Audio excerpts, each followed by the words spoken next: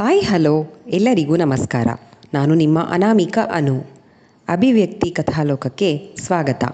ಇನ್ನು ಯಾರೆಲ್ಲ ಈ ಚಾನೆಲ್ಗೆ ಸಬ್ಸ್ಕ್ರೈಬ್ ಆಗಿಲ್ಲ, ದಯವಿಟ್ಟು ಸಬ್ಸ್ಕ್ರೈಬ್ ಮಾಡಿಕೊಂಡು ಪ್ರೋತ್ಸಾಹ ನೀಡಿ. ಕತೆಗಳನ್ನು ಕೇಳಿ ಇಷ್ಟವಾದರೆ ಲೈಕ್ ಕೊಟ್ಟು ಕಮೆಂಟ್ ಮಾಡಿ ಹೆಚ್ಚು ಹೆಚ್ಚು ಶೇರ್ ಮಾಡುವುದರ ಮೂಲಕ ನಮಗೆ ಮತ್ತಷ್ಟು ಪ್ರೋತ್ಸಾಹ ನೀಡೋದನ್ನು ಮರಿಬೇಡಿ. ನನ್ನೆದೆಯ ಬಾಂಧಳದಿ ಕಥೆಯ 30ನೇ ಅಧ್ಯಾಯವನ್ನು ನೀವೆಲ್ಲರೂ ಕೇಳಿ ಆನಂದಿಸಿದ್ದೀರಾ ಅಂತ ಭಾವಿಸ್ತೇನೆ. ಹಾಗಾದರೆ 31ನೇ ಅಧ್ಯಾಯವನ್ನು ಶುರು ಮಾಡೋಣ. ಗೌಡರು ಅಣ್ಣ ತಮ್ಮ ಇಬ್ಬರು ಮನೆಗೆ ಬರ್ತೀವಿ, ನಕ್ಷತ್ರ ಜೀವನ್ ಕೂಡ ಮನೇಲೇ ಇರ್ತಾರಲ್ವಾ, ಇರೋ ಕೇಳಿ ಅಂತ ಅಂದಾಗಲೇ ವಿಶ್ವನಾಥರಿಗೆ ಶುಭದ ಗಾಳಿ ಬೀಸಿತ್ತು. ಅದೇ ಮಾತನ್ನು ಪೂರ್ಣಿಮಾ ಬಳಿ ಕೂಡ ಹೇಳಿದರು. ಯಾವಾಗಲೂ ಅಣ್ಣ ಒಬ್ಬರೇ ಬರೋರು, ಇದೇನು ಫಸ್ಟ್ ಟೈಮ್ ಅವ್ರ ತಮ್ಮನ್ನು ಕರ್ಕೊಂಡು ಬರ್ತಾ ಇದ್ದಾರಲ್ಲ, ನಮ್ಮ ಊಹೆ ನಿಜ ಅಂತೀರಾ ಅಂತ ಪೂರ್ಣಿಮಾ ಕೇಳಿದರು. ನನಗೂ ಹಾಗೆ ಅನ್ನಿಸ್ತಿದೆ ಪೂರ್ಣ. ಬಂದು ಕೇಳಿದ್ರೆ ಏನು ಹೇಳೋದು ಪೂರ್ಣ, ಇದಕ್ಕೂ ಮುಂಚೆ ಬಂದ ಸಂಬಂಧಗಳಿಗೆಲ್ಲ ಖಡಾಖಂಡಿತವಾಗಿ ಹೇಳಿದಂತೆ ಹೇಳೋದಕ್ಕಾಗಲ್ಲ ಗೌಡ್ರಿಗೆ. ಅವ್ರ ಸಂಬಂಧ ಸಿಗಲಿ ಅಂತ ಜನ ಕ್ಯೂ ನಿಂತಿದ್ದಾರೆ ಅಂಥದ್ರಲ್ಲಿ ಅಂತ ಅಂದರು ವಿಶ್ವನಾಥರು. ಅವರಾಗೆ ಮನೆ ಬಾಗಿಲಿಗೆ ಬಂದು ಸಂಬಂಧ ಕೇಳಿದ್ರೆ ಇಲ್ಲ ಅನ್ನೋದಕ್ಕಾಗಲ್ಲ, ಅದೃಷ್ಟ ಮಾಡಿರಬೇಕು ಗೌಡ್ರು ಮನೆ ಸೊಸೆ ಆಗೋದಕ್ಕೆ. ಪೂರ್ಣಿಮಾ ಗಂಡನ ಮಾತನ್ನು ಪೂರ್ಣಗೊಳಿಸಿದರು. ಪೂರ್ಣ ಚಿನ್ನದ ಸೂಜಿ ಅಂತ ಕಣ್ಣಿಗೆ ಚುಚ್ಕೊಳ್ಳೋದಕ್ಕಾಗತ್ತಾ? ಮಗಳಿನ್ನೂ ಚಿಕ್ಕವಳು, ಓದಬೇಕು ಅಂತ ಆಸೆ ಇರೋಳು, ಚೆನ್ನಾಗಿ ಓದ್ತಿದ್ದಾಳೆ ಕೂಡ. ನೋಡು ಪೂರ್ಣ, ರಾಜ್ಕುಮಾರನೇ ಬಂದರೂ ನನ್ನ ಮಗಳು ಒಪ್ಪದ ಹೊರತು ನಾನು ಒಪ್ಪಲ್ಲ ಅಂತ ವಿಶ್ವನಾಥರು ಹೇಳಿದರು. ಮಗಳು ವಯಸ್ಸಿಗೆ ಬಂದು 3 ವರ್ಷ ಆಗಿದೆ, ನೆನಪಿದೆಯಾ ನಿಮಗೆ? ಏನಾಗಿದೆ? ಗೌಡ್ರು ಮಗಂಗೆ ನೋಡೋಕೆ ಹೀರೋ ಥರ ಇದ್ದಾನೆ, ಮೆಡಿಕಲ್ ಓದ್ತಾ ಇದ್ದಾನೆ, ಒಳ್ಳೆ ಸುಸಂಸ್ಕೃತ ಮನೆತನ. ಇನ್ನೇನು ಬೇಕು? ಆ ಮನೆಗೆ ಕೊಟ್ಟರೆ ಮಗಳು ರಾಣಿ ಥರ ಇರ್ತಾಳೆ, ನಮಗೂ ಹತ್ರದಲ್ಲೇ ಇರ್ತಾಳೆ ಗೊತ್ತಾ. ಯಾರೋ ಗೊತ್ತಿಲ್ಲದ ಹೊಸ ಸಂಬಂಧಕ್ಕೆ ಕೊಟ್ಟು ದೂರ ಕಳಿಸಿ ನಾಳೆ ದಿನ ತೊಂದರೆ ಆದರೆ ನೋವು ತಿನ್ನೋದು ನಾವೇ, ನಮ್ಮ ಮಗಳೇ ಅಂತ ಪೂರ್ಣಿಮಾ ಹೇಳಿದ್ರು. ಮಾರಾಯ್ತಿ, ಅವರಿನ್ನೂ ಬಂದು ಕೇಳಲಿ ಇರು, ಏನಕ್ಕೆ ಬರ್ತಿದ್ದಾರೋ ಏನೋ ಯಾರಿಗೆ ಗೊತ್ತು, ಮೊದಲೇ ನಾವೇ ಏನೇನೋ ಅಂದ್ಕೊಳ್ಳೋದು ಬೇಡ ಅಂತ ವಿಶ್ವನಾಥರು ಹೇಳಿದರು. ಅಣ್ಣ, ನಕ್ಷತ್ರನ ತಂದ್ಕೊಳ್ಳೋದ್ರ ಬಗ್ಗೆ ಮಾತಾಡೋಕ್ಕೆ ಬರ್ತಿರೋದು. ನನಗೆ ಮೊನ್ನೆ ಕನಸಲ್ಲಿ ಅರಿಶಿನ ಕುಂಕುಮ ಮಲ್ಲಿಗೆ ಹೂ ಬಂದಾಗಲೇ ಅಂದ್ಕೊಂಡೆ ಏನೋ ಶುಭ ಸೂಚನೆ ಅಂತ. ಅವ್ರು ಕೇಳಿದಾಗ ಅಪ್ಪ ಮಗಳು ಕೊಂಕು ತೆಗಿಬೇಡಿ, ನಕ್ಷು ಕಾಲು ಸುಟ್ಟೋದಾಗಲೇ ನೋಡಲಿಲ್ವಾ ಎಷ್ಟು ಜೋಪಾನ ಮಾಡ್ದ ಅಂತ. ಎತ್ತವರಿಗೆ ಮಗಳನ್ನು ಸುಖವಾಗಿ ನೆಮ್ಮದಿಯಾಗಿ ಪ್ರೀತಿಯಿಂದ ನೋಡ್ಕೊಳ್ಳೋ ಅಳಿಯನಿಗಿಂತ ಬೇರೇನು ಬೇಕು ಹೇಳಿ ಅಂತ ಅಂದರು ಪೂರ್ಣಿಮಾ. ವಿಶ್ವನಾಥರು ನೆನಪಿಗೆ ಜಾರಿದ್ರು. ಗಲಾಟೆಯ ಆ ದಿನಕ್ಕೆ ಹೌದಲ್ವಾ, ನಕ್ಷುನ ನಡೆಸೇ ಇರಲಿಲ್ಲ. ಪ್ರೀತಿ ಇಲ್ಲದೆ ಬರೀ ಡಾಕ್ಟರ್ ಆಗಲ್ಲ, ಜೋಪಾನ ಮಾಡೋದಕ್ಕೆ ಸಾಧ್ಯನಾ? ಪೂರ್ಣ ಹೇಳೋದೇ ನಿಜ ಅಂತ ಅಂದ್ಕೊಂಡು, ಸರಿ ತಯಾರಿ ಮಾಡ್ಕೊ, ನಕ್ಷುಗೆ ಪ್ರಿಪ್ರೇಟ್ರಿ ಮುಗಿತಿದ್ದಾಗ ಹೇಗೋ ಮನೇಲೂ ಇರೋ ಕೇಳು ನಾಳೆ ಅಂತ ಅನ್ಬೇಕಾದ್ರೆ ಗಂಟಲು ಬಿಗಿಯಿತು ವಿಶ್ವನಾಥರಿಗೆ. ರೀ, ಅಳ್ತಾ ಇದ್ದೀರಾ ಎಂದು ಬಳಿ ಬಂದ ಕೂತ ಪೂರ್ಣಿಮಾಗೆ, ಪೂರ್ಣ, ಮಗಳು ದೊಡ್ಡೋಳಾದ್ಲು, ನಾನಿನ್ನೂ ಅವಳು ಚಿಕ್ಕವಳು ಅಂದ್ಕೊಂಡೇ ಇದ್ದೀನಿ, ನಾನು ಸ್ವಲ್ಪ ಹೊರಗೋಗಿ ಬರ್ತೀನಿ, ನೀನು ಸಿದ್ಧ ಮಾಡ್ಕೊ ನಾಳೆಗೆ ಅಂತ ಹೇಳಿ ಅಲ್ಲಿ ಕೂರಲಾರದೆ ಎದ್ದು ಹೊರದ ನಡೆದ್ಬಿಟ್ರು. ಅವರು ಬಂದು ಕೇಳೋದಕ್ಕೂ ಮುಂಚೆ ನಕ್ಷತ್ರಳಿಗೆ ಏನು ಹೇಳೋದು ಬೇಡ ಅಂತ ಅಂದ್ಕೊಂಡು, ಗೌಡ್ರು ಅವ್ರ ತಮ್ಮ ಇಬ್ಬರು ಮನೆಗೆ ಬರ್ತಾ ಇದ್ದಾರೆ, ನೀವಿಬ್ಬರು ಮನೆಯಲ್ಲೇ ಇರೋ ಅದಕ್ಕೆ ಹೇಳಿದ್ದಾರೆ ಎಂದಷ್ಟೇ ಹೇಳಿದ್ದಾರೆ ಎಂದು ಪೂರ್ಣಿಮಾ ಹೇಳಿದರು. ರೂಮಿಗೆ ಹಿಂದಿರುಗುತ್ತಾ ನಕ್ಷತ್ರ, ಮಾವ ಯಾಕೆ ಚಿಕ್ಕ ಮಾವನ ಕರ್ಕೊಂಡು ಬರ್ತಾ ಇದ್ದಾರೆ, ಏನು ವಿಷಯ? ಪ್ರಶ್ನೆಗೆ ಉತ್ತರ ಸಿಗದೆ ಸತಿಯಲ್ಲಿ ಅರುಹಿದ್ಲು. ಎಲ್ಲ ವಿಷಯ ತಿಳಿದಿದ್ದ ಸತಿ, ನಾನೇ ಹೇಳಿದೆ ಅಂತ ಎಕ್ಸೈಟ್ಮೆಂಟ್ ಇರಲ್ಲ, ಕುಚುಕು ಮದುವೆ ಗೋಲ್ಡನ್ ಮೆಮೊರಿ ಆಗಬೇಕು ಅಂದ್ಕೊಂಡು, ಏನೋ ಆ ಕಡೆ ಬರ್ತಿದ್ದಾರೆ ಹಾಗೆ ಬರ್ತಾರೆ ಅನಿಸುತ್ತೆ ಬಿಡು, ಓವರ್ ಥಿಂಕ್ ಎಲ್ಲ ಮಾಡಬೇಡ, ಅವನಿಗೆ ಕೇಳಲಾ ಎಂದು ಕೇಳಿದ್ದಕ್ಕೆ ಏನೂ ಬೇಡ ಎಂದು ಹೇಳಿ ಸುಮ್ಮನಾಗಿರಿಸಿದ್ದ. ನೈಟ್ ಊಟ ಮಾಡುವಾಗ ಮಗಳ ತಲೆ ನೇವರಿಸುತ್ತಿದ್ದ ವಿಶ್ವನಾಥರಿಗೆ, ಅಪ್ಪ ಏನಾಗಿದೆ ನಿಮಗೆ, ಯಾಕೆ ಒಂಥರ ಇದ್ದೀರಾ, ಹೊಸದಾಗಿ ನೋಡೋ ಥರ ನೋಡ್ತಾ ಇದ್ದೀರಾ ಅಂತ ಕೇಳಿದ್ಲು. ನನ್ನ ಮಗಳು ನನಗೆ ದೊಡ್ಡವಳ ಕಾಣಿಸ್ತಾ ಇದ್ದಾಳೆ ಅಷ್ಟೇ, ಊಟ ಮಾಡು ಮಗಳೇ ಅಂತ ವಿಶ್ವನಾಥರು ಹೇಳಿದರು. ಮರುದಿನ ಬೆಳಗ್ಗೆ ಎರಡೂ ಮನೆಯಲ್ಲೂ ಸಂಭ್ರಮದ ವಾತಾವರಣ. ಪೂರ್ಣಿಮಾ ಮಗಳನ್ನು ಅವಸರದಿಂದ ಎಬ್ಬಿಸಿ, ಬೇಗ ಸ್ನಾನ ಮುಗಿಸಿ ರೆಡಿ ಆಗು, ಹಾಗೆ ಆ ಮಂಡಿವರೆಗೂ ಬರೋ ಪ್ಯಾಂಟು ಟೀ ಶರ್ಟ್ ಹಾಕೋಬೇಡ, ಲಕ್ಷಣವಾಗಿ ಚೂಡಿದಾರ್ ಹಾಕೋ ಅಂತ ತಾಕೀತು ಮಾಡಿದರು. ಅಪ್ಪ, ಈ ಅಮ್ಮನ ನೋಡಿ ನನಗೆ ಕಾಟ ಕೊಡ್ತಾ ಇದ್ದಾರೆ ಅಂದು ಕಿರಿಚಿದ ಮಗಳಿಗೆ, ನನ್ನ ರಾಜ್ಕುಮಾರಿ ಅಮ್ಮ ಹೇಳ್ದಾಗೆ ಕೇಳಿಬಿಡು ಮಗಳೇ ಅಂತ ಹೇಳಿದರು. ಅಣ್ಣ, ನನಗೆ ಯಾಕೋ ಒಂಥರ ಭಯ ಆಗ್ತಾ ಇದೆ, ಮಾವ ಬರುವಾಗ ಯಾವಾಗಲೂ ಆಗಿರೋ ಯಾವತ್ತೂ ಹೇಳ್ದೋರಲ್ಲ, ಇವತ್ತು ಮಾತ್ರ ಹೇಳ್ತಾ ಇದ್ದಾರೆ. ಸ್ನಾನ ಮುಗಿಸಿ ಬಂದು ಕನ್ನಡಿಯ ಮುಂದೆ ತಲೆ ಒರೆಸ್ಕೊಳ್ತಾ ಸತಿಗೆ ಕಾಲ್ ಮಾಡಿದ್ಲು. ಅಮ್ಮ ಹೇಳ್ದಾಗೆ ಕೇಳಬಾರ್ದ ನವಿ ಬಂದ ಮೇಲೆ ಬಾಯ್, ಆಮೇಲೆ ಮಾಡ್ತೀನಿ ಅಂತ ಹೇಳಿ ಕಾಲ್ ಕಟ್ ಮಾಡಿದ್ದ ಸತಿ. ಅಷ್ಟರಲ್ಲಿ ಮನೆ ಮುಂದೆ ಬಂದು ಕಾರ್ ನಿಂತ ಸತ್ತಾಗಿತ್ತು. ಬನ್ನಿ ಬನ್ನಿ ಎನ್ನುತ್ತಾ ವಿಶ್ವನಾಥರು ಹೊರಗೆ ಹೋಗಿ ಆತ್ಮೀಯತೆಯಿಂದ ಸ್ವಾಗತಿಸಿದರು. ಹಾಲ್ನಲ್ಲಿ ಬಂದು ಕೂರ್ತಾ ಟೀಪಾಯಿ ಮೇಲೆ ಹಣ್ಣಿನ ಬುಟ್ಟಿ ಇಟ್ಟರು ಸದಾನಂದರು. ಪೂರ್ಣ, ಕುಡಿಯೋಕೆ ತಗೊಂಡು ಬಾ ಎಂದು ಕೂಗುವಷ್ಟರಲ್ಲಿ ಪೂರ್ಣಿಮಾ ಕಿತ್ತಲೆ ಹಣ್ಣಿನ ಜ್ಯೂಸ್ ಹಿಡಿದು ಬಂದಿದ್ರು.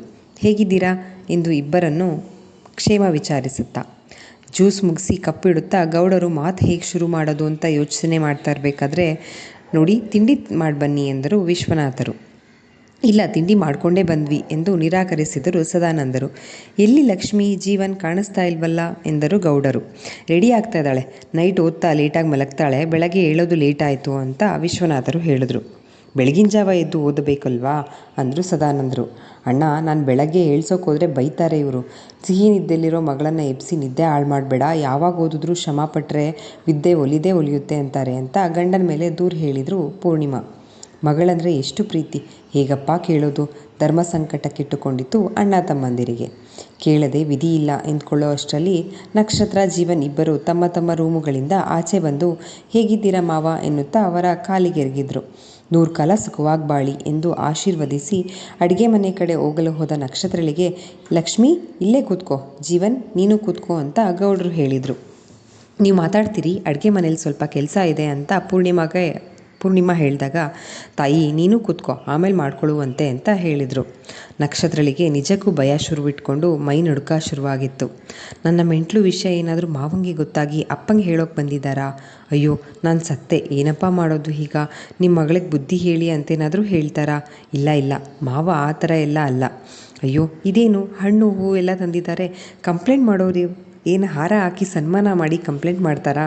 ಮತ್ತು ಮದುವೆ ಮಾತುಕತೆ ಏನಾದರೂ ಮುಂದೆ ಯೋಚಿಸಲಾರದೆ ನಾಚಿ ನೀರಾದಳು. ಆಗಿದ್ದಿದ್ರೆ ಮೆಂಟ್ಲೂ ಕರ್ಕೊಂಡು ಬರ್ಬೋದಿತ್ತಲ್ಲ. ನಕ್ಷತ್ರ, ಜೀವನ್ ಜೋರು ಧ್ವನಿ ಎಚ್ಚರಿಸಿತ್ತು. ಹಾಂ ಎಂದು ಸಾವರಿಸಿಕೊಂಡು ಕೂತ್ಲಳು. ವಿಶ್ವನಾಥ್ ಅವರೇ, ನಿಮ್ಮ ಹತ್ರ ಏನೋ ಕೇಳೋಕೆ ಬಂದಿದ್ದೀವಿ ಇವತ್ತು. ಕೊಡೋದು ಬಿಡೋದು ನಿಮ್ಮ ನಿರ್ಧಾರ, ಬಲವಂತ ಏನಿಲ್ಲ. ಕೇಳೋದು ನಮ್ಮ ಕರ್ತವ್ಯ. ಆಸೆ ಕೂಡ ಕೇಳ್ತಾ ಇದ್ದೀವಿ, ಕೊಡ್ತೀರಾ ಅನ್ನೋದು ನನ್ನ ನಂಬಿಕೆ ಅಂತ ಗೌಡರು ಹೇಳಿದರು.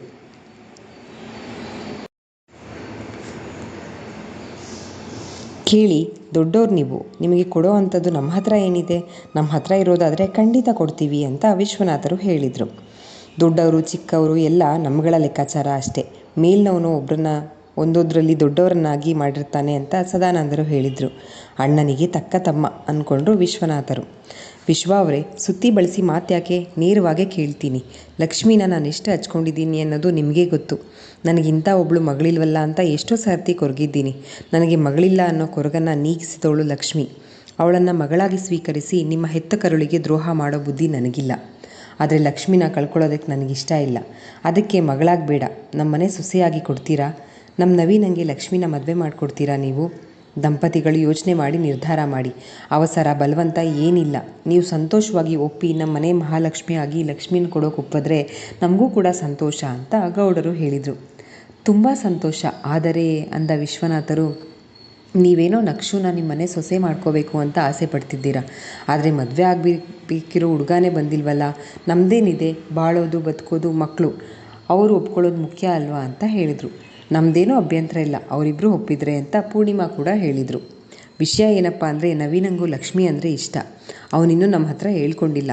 ಮಕ್ಕಳು ಕೇಳೋಕ್ಕೆ ಮುಂಚೆ ಅವ್ರು ಬಯಸಿದ್ದನ್ನು ಕೊಡೋದು ಹೆತ್ತವರ ಕರ್ತವ್ಯ ಅಲ್ವಾ? ನೀವು ಒಪ್ಪಿದ್ರೆ ಲಕ್ಷ್ಮಿ ಪರೀಕ್ಷೆಗಳೆಲ್ಲ ಮುಗಿದ ಮೇಲೆ ಶಾಸ್ತ್ರೋಕ್ತವಾಗಿ ಹೆಣ್ಣು ಕೇಳಕ್ಕೆ ಬರ್ತೀವಿ ಅಂತ ಸದಾನಂದರು ಹೇಳಿದರು.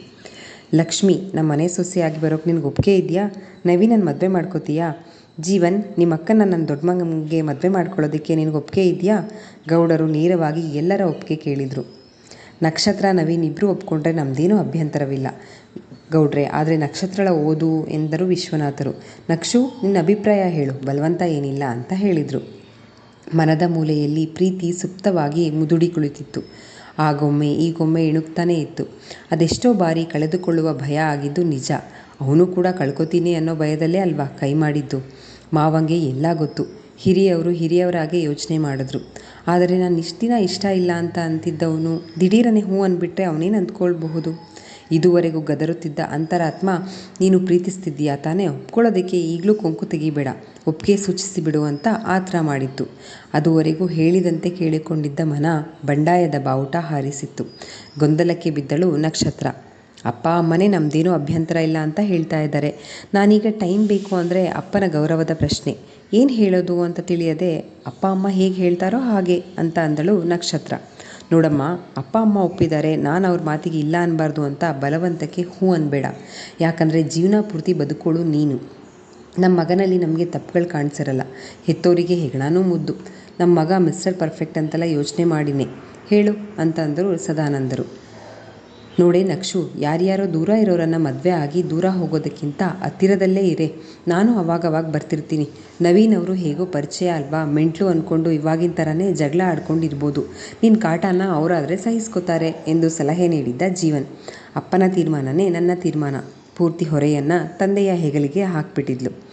ಮಗಳು ಜವಾಬ್ದಾರಿ ನನ್ನ ಮೇಲೆ ಹಾಕಿದ್ಲು. ಗೌಡ್ರೆ, ನಮಗೆ ಈ ಸಂಬಂಧ ಒಪ್ಪಿಗೆ ಇದೆ. ನೀವು ಶಾಸ್ತ್ರೋಕ್ತವಾಗಿ ಹೆಣ್ಣು ಕೇಳೋಕ್ಕೆ ಯಾವತ್ತು ಬರ್ತೀರಾ ಅಂತ ತಿಳಿಸಿದರೆ ನಾವು ತಯಾರಿ ಮಾಡ್ಕೋತೀವಿ. ಆದರೆ ನಕ್ಷತ್ರಳ ಓದು ಅಂದರು ವಿಶ್ವನಾಥರು. ವಿಶ್ವ ಅವರೇ, ಅದನ್ನೆಲ್ಲ ಆಮೇಲೆ ತೀರ್ಮಾನ ಮಾಡೋಣ. ತಾಯಿ ತಗೋ ಹಣ್ಣು ಹೂವನ, ನಾವಿನ್ನು ಹೊರಡ್ತೀವಿ ಅಂದರು ಗೌಡರು. ಬರೀ ಜ್ಯೂಸ್ ಕುಡಿದ್ರೆ ತಿಂಡಿನೂ ತಿನ್ನಲಿಲ್ಲ ಅಂದರು ಪೂರ್ಣಿಮಾ. ಇಲ್ಲ, ರಾಹುಕಾಲ ಹುಟ್ಟೋದ್ರೊಳಗೆ ನಾವು ಮನೆ ತಲುಪಬೇಕು. ಇನ್ನೇನು ಸಂಬಂಧಿಕರಾಗ್ತೀವಲ್ವಾ, ಬರ್ತಾ ಇರ್ತೀವಿ, ನಾವಿನ್ನು ಹೊರಡ್ತೀವಿ ಎನ್ನುತ್ತಾ ಎದ್ದು ನಿಂತರು ಅಣ್ಣ ತಮ್ಮ ಇಬ್ಬರು. ಮಾವ, ಇನ್ನು ನಿನಗೆ ಪರ್ಮನೆಂಟ್ ಮಾವ, ನಮಸ್ಕಾರ ಮಾಡ್ಕೊಳ್ಳೆ ಗದರಿದ್ದ ಜೀವನ್. ನಕ್ಷು, ನಮಸ್ಕಾರ ಮಾಡ್ಕೊ, ಹಾಗೆ ತಾತ ಅಜ್ಜಿ ಫೋಟೋಗೂ ನಮಸ್ಕಾರ ಮಾಡ್ಕೊ ಅಂದರು ವಿಶ್ವನಾಥರು. ತಂದೆಯ ಮಾತಿನಂತೆ ನಮಸ್ಕಾರ ಮಾಡಿ ತಂದೆಯ ಕಾಲಿಗೆರಗಿದ್ದ ಕಣ್ಣಿನಿಂದ ಜಾರಿದ ಕಂಬನಿಗಳು ವಿಶ್ವನಾಥರ ಪಾದ ಸೋಕಿದ್ವು. ಮನ ತುಂಬಿ ಮಗಳಿಗೆ ಆಶೀರ್ವದಿಸಿ, ಗೌಡ್ರೆ, ಎಷ್ಟೊಂದು ಸಂಬಂಧಗಳು ಬಂದರೂ ನಕ್ಷು ಇನ್ನು ಚಿಕ್ಕವಳು ಅಂತ ನಿರಾಕರಿಸಿದ್ದೆ. ನಿಮ್ಮ ಮೇಲಿನ ನಂಬಿಕೆ ಗೌಡ್ರೆ, ಎರಡನೇ ಯೋಚನೆ ಮಾಡದೆ ಒಪ್ಕೊಂಡಿದ್ದೀನಿ. ನಕ್ಷು ಇನ್ನೂ ಚಿಕ್ಕವಳು, ನಮ್ಮದು ಚಿಕ್ಕ ಕುಟುಂಬ, ನಿಮ್ಮದು ದೊಡ್ಡ ಮನೆತನ. ರೀತಿ ರಿವಾಜುಗಳು ಯಾವುದೂ ಇವಳಿಗೆ ಗೊತ್ತಿಲ್ಲ, ಎಲ್ಲ ನೀವೇ ಹೇಳ್ಕೊಡ್ಬೇಕು ಅಂದರು ವಿಶ್ವನಾಥರು. ಪೂರ್ಣಿಮಾ ಅಲ್ಲಿ ನಿಲ್ಲಲಾರದೆ ಒಳಗೋಡಿದ್ದರು. ವಿಶ್ವ ಅವರೇ, ಲಕ್ಷ್ಮಿನ ಮಗಳಾಗಿ ನಮ್ಮ ಮನೆಗೆ ಸೇರಿಸ್ಕೊಳ್ಳೋಕ್ಕಾಗಲ್ಲ ಅಂತಲೇ ಸೊಸೆ ಮಾಡ್ಕೋತಾ ಇದ್ದೀವಿ. ನಾವು ಹೆತ್ತ ಮಗಳಂತೆ ನೋಡ್ಕೋತೀವಿ, ನೀವು ಚಿಂತೆ ಮಾಡಬೇಡಿ ಸದಾನಂದರು ಭರವಸೆಯನ್ನಿಟ್ಟಿದರು. ಕಣ್ ತುಂಬಿಕೊಂಡು ಸಪ್ಪಗೆ ನಿಂತಿದ್ದ ಜೀವನ್ಗೆ, ಏನೋ ನೀನು ಅಳ್ತಾ ಇದ್ದೀಯಾ, ನೀವು ನಗ್ತಾ ನಮಗೆ ಕೊಡೋಕೆ ಒಪ್ಕೊಳ್ಳಿ ವಿಶ್ವನಾಥರೇ ಅಂದರು ಗೌಡರು ಸಮಾಧಾನಿಸುತ್ತಾ. ಮಗಳಲ್ವಾ ಗೌಡ್ರೆ, ಎಷ್ಟೇ ಗೊತ್ತಿರೋರಾದರೂ ಮತ್ತೊಂದು ಮನೆಗೆ ಮಗಳನ್ನು ಕಳಿಸ್ಕೊಳ್ಳುವಾಗ ಸಂಕಟ ಆಗೇ ಆಗುತ್ತೆ. ನಮಗೆ ಸಂಪೂರ್ಣವಾಗಿ ಒಪ್ಪಿಗೆ ಇದೆ ಅಂತ ಹೇಳಿ ಬೀಳ್ಕೊಟ್ಟರು. ಅವರತ್ತ ಹೋದ ಬಳಿಕ ಗಡಿಯಾರ ನೋಡಿ, ಅಪ್ಪ 11:30 ಆಗಿದೆ, ನನಗೆ ಕಂಬೈನ್ಡ್ ಸ್ಟಡಿ ಇದೆ, ಹೋಗಿ ಬರಲಾ ಅಂದಳು ನಕ್ಷತ್ರ. ನಾನೇ ಡ್ರಾಪ್ ಮಾಡ್ತೀನಿ ಇರು ಅಂದ ವಿಶ್ವನಾಥರಿಗೆ. ಬೇಡ ಪಪ್ಪ, ಪರವಾಗಿಲ್ಲ, ಬಸ್ನಲ್ಲೇ ಹೋಗ್ತೀನಿ ಅಂದು ಒಂದು ಮಾತು ಕೇಳಲ್ಲ ಪಪ್ಪ ಅಂದ್ಲು. ಹಾಂ ಕೇಳು ಮಗಳೇ. ಪಪ್ಪ, ನನ್ನ ಎಜುಕೇಷನ್ ಪ್ರಶ್ನಾರ್ಥಕವಾಗಿ ಕೇಳಿದ್ಲು. ನೋಡು ಮಗಳೇ, ನಿನ್ನ ಎಜುಕೇಷನ್ ಸ್ಟಾಪ್ ಆಗುತ್ತೆ ಅಂತ ಕಾನ್ಸಂಟ್ರೇಷನ್ ಕಡಿಮೆ ಮಾಡಬೇಡ. ನಾನು ಗೌಡ್ರ ಹತ್ರ ಮಾತಾಡ್ತೀನಿ. ನವೀನ್ ಹೇಗೋ ನಿನಗೆ ಪರಿಚಯ ಇದ್ದಾನೆ, ಮಾತಾಡ್ತಾನಲ್ಲ, ಹೇಳು. ಅವನಿಗೂ ಅವನ ಎಜುಕೇಷನ್ಗೆ ತಕ್ಕಂತೆ ಆದವಳು ಓದಿರಬೇಕು ಅನ್ನೋ ಆಸೆ ಇದ್ದೇ ಇರುತ್ತೆ. ಅವರೇ ಅವ್ರ ಮನೆಯಲ್ಲಿ ಕನ್ವಿನ್ಸ್ ಮಾಡ್ತಾರೆ, ಪರಿಹಾರ ಸೂಚಿಸಿದರು ವಿಶ್ವನಾಥರು. ಹೆಂಡತಿ ಆಗೋಳು ಅಂದರೆ ನಾನು ಇನ್ಮೇಲೆ ಮೆಂಟ್ಲು ಹೆಂಡತಿ. ಮನಸ್ಸು ಹರ್ಷಿತವಾಗಿತ್ತು. ಸಿಕ್ಕೇ ಬಿಟ್ನಲ್ಲ ಜೀವಮಾನವಿಡೀ ನನ್ನವನಾಗಿ ಎಂದು. ಚಂದಕ್ಕೆ ಕೈಗೆ ಬಳೆ ತೊಟ್ಟು ಆಮೇಲೆ ಬಳೆ ಭಾರ ಎನ್ನಲಾಗುವುದಿಲ್ಲ ಎನ್ನುವುದು ಅರಿವಿರದ ಹರೆಯ. ಸರಿಪ, ಎಕ್ಸಾಮ್ಸ್ ಮುಗೀಲಿ, ಮೊದಲು ನಾನು ನನ್ನ ಡ್ರೆಸ್ ಚೇಂಜ್ ಮಾಡಿಕೊಂಡು ಹೋಗಿ ಬರ್ತೀನಿ ಎಂದ ಮಗಳಿಗೆ, ಎಷ್ಟು ಲಕ್ಷಣವಾಗಿ ಕಾಣಿಸ್ತಿದ್ಯಾ ಗೊತ್ತಾ, ಚೂಡಿದಾರ್ನಲ್ಲೇ ಇದೇ ಡ್ರೆಸ್ನಲ್ಲಿ ಹೋಗು, ಹಾಗೆ ಅವ್ರು ತಂದಿರೋ ಹೂವನ್ನು ಮುಟ್ಕೊಂಡು ಹೋಗು, ಬೇಡ ಅನ್ನಬಾರ್ದು. ಪೂರ್ಣಿಮಾ ತಾವೇ ಮಗಳಿಗೆ 2 ಎಳೆ ಮಲ್ಲಿಗೆ ಮುಡಿಸಿದ್ರು, ಸುಧಾಮಣಿಯವರು ಕೊಟ್ಟು ಕಳಿಸಿದ ದೇವರ ಹೂವನ್ನು. ಕಂಬೈನ್ಡ್ ಸ್ಟಡಿಯಿಂದ ಮನೆಯಿಂದ ಆಚೆ ಬರೋದಕ್ಕೆ ನೆಪ ಅಷ್ಟೆ. ಅವಳೀಗ ಗೊಂದಲಗಳನ್ನು ಪರಿಹರಿಸಿಕೊಳ್ಳಲೇಬೇಕಾಗಿತ್ತು. ಕಾಲಚಕ್ರ ಬಹು ಬೇಗ ತಿರುಗ್ತಾ ಇದೆ. ನಾನೇ ಆಮೆ ವೇಗದಲ್ಲಿ ಇರೋವಳು ಎಂದುಕೊಂಡೆ. ಸ್ನೇಹ ಶರದಿಗೆ ಕಾಲ್ ಮಾಡಿ ಬೇಗ ಗ್ರೀನ್ ವ್ಯಾಲಿ ಡಾಬಾಗೆ ಬರೋಕ್ಕೆ ಹೇಳಿ ಸತಿಗೂ ಕೂಡ ಕಾಲ್ ಮಾಡಿದ್ಲು. ಹೇಳು, ನಿನ್ನ ಕಾಲ್ಗೆ ಕಾಯ್ತಿದ್ವಿ ಅಂದ ಸತಿ. ಯಾರ್ಯಾರು ಅಂದ್ಲು. ನಿಮ್ಮೋರೇನಿಲ್ಲ, ಸದ್ಯಕ್ಕೆ ಅಣ್ಣಂದ್ರಷ್ಟೇ ಕಾಯ್ತಿದ್ವು. ನಿಮ್ಮೋರು ಕ್ಲಾಸ್ ರೂಮ್ನಲ್ಲಿದ್ದಾರೆ ಎಂದ ಸತಿ. ಅಣ್ಣ ನಿಂಗೆ ಮೊದಲೇ ಗೊತ್ತಿತ್ತು, ಹೇಳಿಲ್ಲ ನನಗೆ ಆರೋಪಿಸಿದ್ದಳು ನಕ್ಷತ್ರ. ಅಣ್ಣ ಹೇಳಿದರೆ ಈಗ ತಂಗಿ ಮುಖದಲ್ಲಿ ನಾಚಿಕೆ ಇರೋದಾ ಹೇಳು. ಬರ್ತಿದ್ದೀಯಾ, ಎಲ್ಲಿ ಸಿಗ್ತೀಯಾ, ನಿಮ್ಮೋರನ್ನು ಕರ್ಕೊಂಡು ಬರಬೇಕಾ ಬೇಡವಾ ರೇಗಿಸಿದ್ದ ಸತಿ. ಅಣ್ಣ ನೀನು ಸ್ವಲ್ಪ ಸುಮ್ಮನಿರ್ತೀಯಾ, ಅವನು ಮೆಂಟ್ಲು ಅಷ್ಟೇ, ನೀವು ಮಾತ್ರ ಬನ್ನಿ ಮಾತಾಡೋಣ. ಕಾಲ್ ಡಿಸ್ಕನೆಕ್ಟ್ ಮಾಡಿ ಹೇಳಿದ್ಲು. ಗ್ರೀನ್ ವ್ಯಾಲಿ ಡಾಬಾದ ಫ್ಯಾಮಿಲಿ ನೆಸ್ಟ್ನಲ್ಲಿ ಆಗಲೇ ಶರದಿ, ಸ್ನೇಹ, ಸತಿ, ಯತಿ ಬಂದು ಕೂತಿದ್ರು. ಲೇಟಾಗಿ ಬಂದ ನಕ್ಷತ್ರಳಿಗೆ, ಬರಬೇಕು, ವೆಲ್ಕಮ್ ಮಿಸಸ್ ನವೀನ್ ಅವರಿಗೆ ಅಂದರು ಎಲ್ಲರೂ. ಕೇಳಲಾಗದೆ ಕಿವಿ ಮುಚ್ಕೊಂಡು ತಲೆ ಬಗ್ಗಿಸಿ ಕೂತ್ಕೊಂಡ್ಬಿಟ್ಲು. ಒಪ್ಕೊಂಡಿದ್ದಾಗಿದೆ, ಮತ್ತೆ ನಿಂದು ಅಂದ ಯತಿ. ಎಲ್ಲರೂ ದೊಡ್ಡವರಿದ್ರಿಗೆ ಕೂರಿಸ್ಕೊಂಡು ಕೇಳಿದ್ರು. ಅಪ್ಪ ಅಮ್ಮ ಕೂಡ ಅವ್ರು ಒಪ್ಕೊಂಡ್ರೆ ನಮ್ಮದೇನೂ ಅಭ್ಯಂತರ ಇಲ್ಲ ಅಂದರು. ನಂಗೆ ಇಲ್ಲ ಅನ್ನೋಕ್ಕಾಗಲಿ ಟೈಮ್ ಕೇಳೋದಕ್ಕಾಗಲಿ ಗೊತ್ತಾಗಲಿಲ್ಲ. ಅದಕ್ಕೆ ಅಪ್ಪನ ತೀರ್ಮಾನನೇ ನನ್ನ ತೀರ್ಮಾನ ಅಂದ್ಬಿಟ್ಟೆ. ಆದರೆ ಎಂದು ಹೇಳಿ ಮಾತು ನಿಲ್ಲಿಸಿದ್ಲು ನಕ್ಷತ್ರ. ಇಲ್ಲಿಗೆ ಈ ಸಂಚಿಕೆ ಮುಕ್ತಾಯವಾಯಿತು. ಈ ಸಂಚಿಕೆ ನಿಮ್ಮೆಲ್ಲರಿಗೂ ಇಷ್ಟವಾಗಿದೆ ಅಂತ ಭಾವಿಸ್ತೇನೆ. ದಯವಿಟ್ಟು ನಿಮ್ಮ ಅನಿಸಿಕೆ ಅಭಿಪ್ರಾಯಗಳನ್ನು ಕಮೆಂಟ್ ಸೆಕ್ಷನಲ್ಲಿ ಹಂಚ್ಕೊಳ್ಳೋದನ್ನು ಮರಿಬೇಡಿ. ಧನ್ಯವಾದಗಳು.